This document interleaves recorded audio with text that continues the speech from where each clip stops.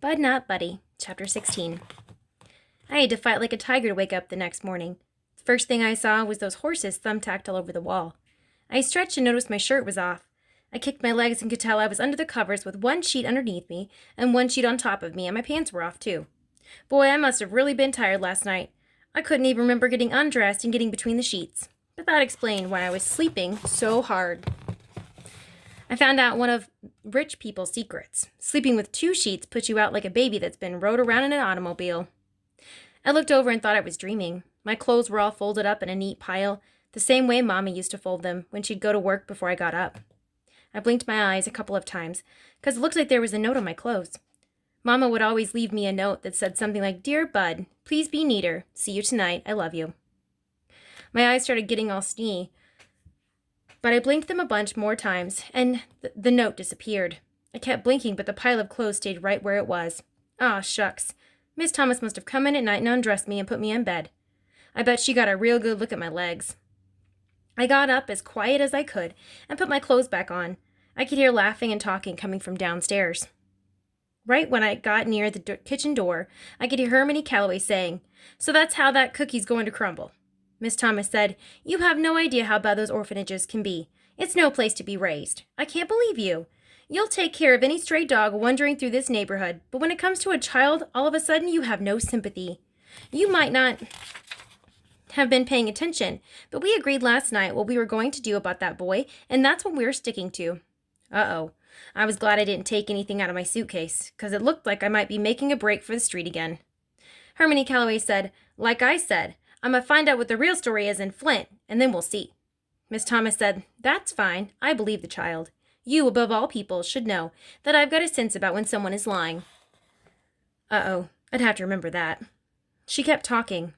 "Until we've heard otherwise from Flint, he's staying right here." A fourth voice said, "Well, I'm glad to hear it. That means I didn't go digging around in the basement for nothing. I think he's going to really like this." It was Steady Eddie, and he sounded like he had something for me. I ran back up the steps on my tiptoes, down the hall to the little dead girl's room. I stood outside the room and closed the door loud enough that they could hear it downstairs. I clumped down the hall to the door that Miss Thomas said was the bathroom. When I was done, I pulled on a chain that made the water come down. The loud noise made me jump back. Man, these inside-the-house outhouses were hard to get used to. I washed my hands with running hot water and closed the bathroom door kind of loud. I clumped down the steps, stopping a couple of times to yawn real loud. When I walked into the kitchen, they all had looks on their faces like they hadn't been talking about me at all. I said, "Good morning, Mr. Calloway," but I didn't really mean it. Then said, "Good morning, Miss Thomas. Good morning, Mr. Jimmy. Good morning, Steady Eddie." I noticed right away that Miss Thomas didn't have all her rings on. I guess it would have been hard, sleeping with them flashing lights up at you. She must have to keep them closed up in a box that the sparkles can't get out of. I noticed that even without the rings, Miss Thomas still had to be the most beautiful woman in the world. They smiled and said, "Good morning, Bud," all except Hermione Calloway. He got up from the table and said, "I don't like the way Loudon is sounding. I'ma have a look at her plugs." He went outside through a door at the back of the kitchen. Miss Thomas said, "Bud, we'd just about given up on you. Do you usually sleep until afternoon?" Afternoon? Man, I couldn't believe it. I'd slept as long as those rich folks in the moving pictures. "No, ma'am. That's the first time I've ever done that." She said, "I know you must be starving, but if you can hold out for another half hour or so, Mr. Jimmy's going to make everyone's lunch. Think you can wait?" "Yes, ma'am." A half hour wasn't nothing to wait, no matter how hungry you were. Mr. Jimmy said, "So what's the scoop, little man?" I didn't know what that meant, so I said, "Nothing, sir." Steady Eddie said, "How'd you sleep, kiddo?" "Great, sir." Oops, I forgot I wasn't supposed to call the bandmen sir. He said, "Cop a squat." He pointed at a chair. I guess that meant sit down, so I did. Miss Thomas said, "Were your ears burning last night, Bud?" Man, all these Grand Rapids people really do think funny. Really do talk funny. I only came from the other side of the state, and it was like they talked some strange language out here. I said, "What, ma'am?" She said, "There's an old saying that when people talk about you behind your back, your ears start to get real warm, kind of like they're burning." I said, "No, ma'am. My ears felt just fine." She said, "Well, they should have been burning. You were the subject of a very long conversation last night. But as sound asleep as you were, I'm really not at all that surprised you didn't notice. I had to check your pulse to make sure you were still alive." "Shucks, I knew it. She did come in when I was conked out and took my doggone pants and shirt off and put me there." "Man, this was real embarrassing." Miss Thomas said, "Mr. Calloway and the band and I talked about you for a long time. We've come up with something we want to discuss with you, but we need your help in deciding what to do." Uh-oh. That was rules and things number 36 or something. That meant I was going to have to get ready to go fetch something for her. I said, "Yes, ma'am?" She said, "We've got to talk to some people in Flint first, but if they say it's all right, we were hoping that you'd stay here at Grand Calloway Station for a while." A gigantic smile split my face in half. Miss Thomas said, "I'm going to assume that smile means yes." I said, "Yes, ma'am. Thank you, ma'am." Miss Thomas said, "Before that grin gets stuck on your face, let me tell you, you're going to have lots of chores and things to take care of around here, Bud. You'll be expected to pull your own weight the best you can. We all like a very clean house, and none of us are too used to having children around. So, we're all going to have to learn to be patient with each other. There's one person in particular that you're going to have to be very patient with. Do you know who I mean?" I sure did. "Yes, ma'am. It's Mr. Calloway." She said, "Good boy. Give him some time. He really needs help with a lot of different things. He swears someone's adding weight onto that bass fiddle of his every year. But he's just getting older. He can use some young, wiry hands to help him around. Think you can handle that?" Now I knew for sure she looked at my legs. She must have thought I was a real weakling. I said, "Yes, ma'am. My legs are a lot stronger than they look. Most folks are surprised by that." Miss Thomas said, "I don't doubt that at all, Bud. I'm not worried about your body being strong. I'm more concerned about your spirit. Lord knows Mr. Calloway is going to give it a test." I said, "Yes, ma'am. My spirit's a lot stronger than it looks, too. Most folks are surprised by that." She smiled and said, "Very good. But you know what, Bud?" "What, ma'am?" "I knew you were an old toughie the minute I saw you." I smiled again. She said, "Our schedule's pretty heavy for the next couple of months, and then come September we'll have to see about school for you, but we'll be doing a lot of traveling right around Michigan, so I hope you don't mind long car trips." "No, ma'am."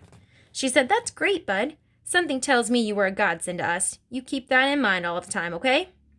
"Yes, ma'am." Then she did something that made me feel strange. She stood up, grabbed both my arms, and looked right hard in my face, just like Mama used to. She said, "Really, Bud, I want you to always keep that in mind. This might get hard for you some of the time, and I don't always travel with the band, so I don't want you to forget what I'm telling you." I said, "No, ma'am, I won't."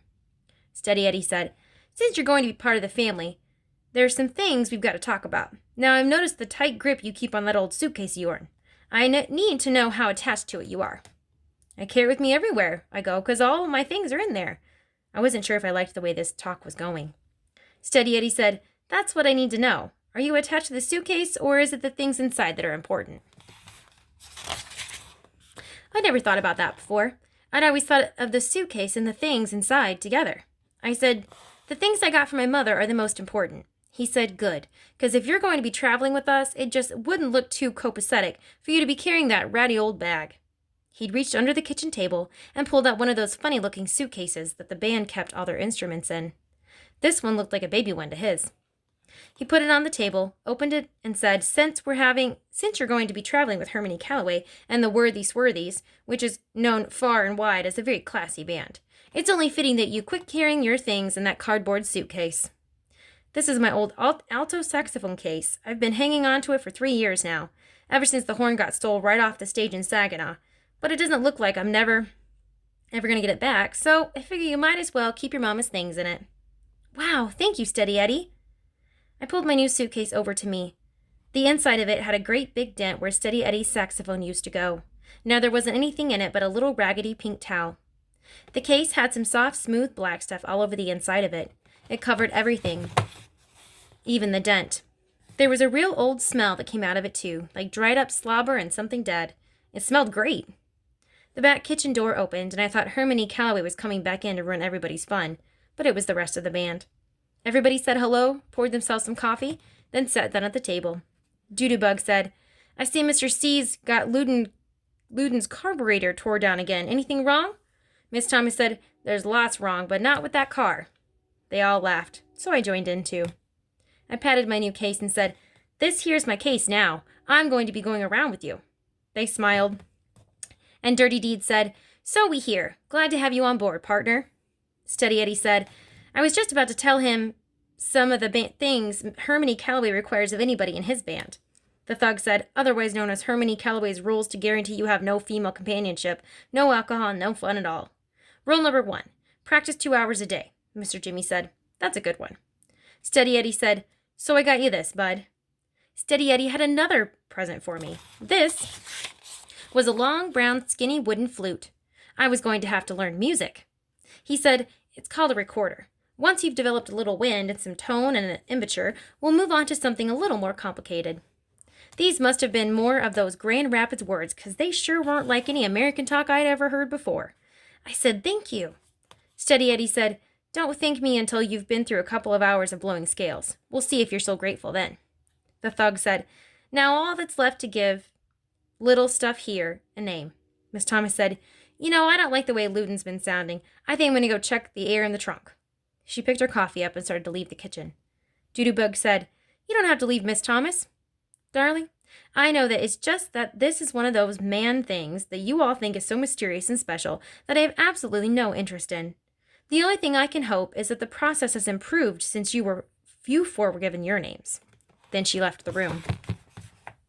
As soon as she was gone, Steady Eddie told me, hand me your axe and stand up, bud. I was starting to catch on to this Grand Rapids talk.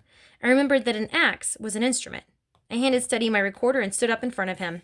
He said, She was right. This is mysterious and special, so that grin's gotta go, brother. I tried to tie down my smile. Steady said, Mr. Jimmy, you're the senior musician here. Would you proceed? Mr. Jimmy said, gentlemen, the floor is open for names for the newest member of the band, Bud, not Buddy. They started acting like they were in school. The thug raised his hand and Mr. Jimmy pointed at him. The thug said, Mr. Chairman, in light of the boys' performance last night at the Sweet Pea, I nominate the name Waterworks Willie. Shucks, I was hoping they'd forgot about that.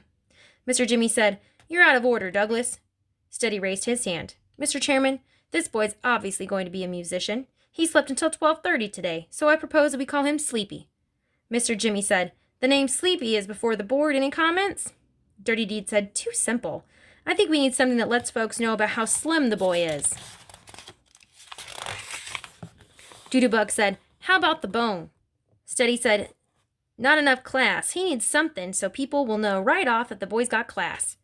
Mr. Jimmy said, how do you say bone in French? French always makes things sound a lot classier. The thug said, that's easy. Bone in French is la bone. Doodoo-Bug said, la bone. Nah, it don't have a ring to it. Steady Eddie said, I got it. We'll compromise. How about Sleepy La Bone? I couldn't tie the smile down anymore. That was about the best name I'd ever heard in my life. Mr. Jimmy said, let me try it out. Ladies and gentlemen, thank you very much for coming out on this cold November night.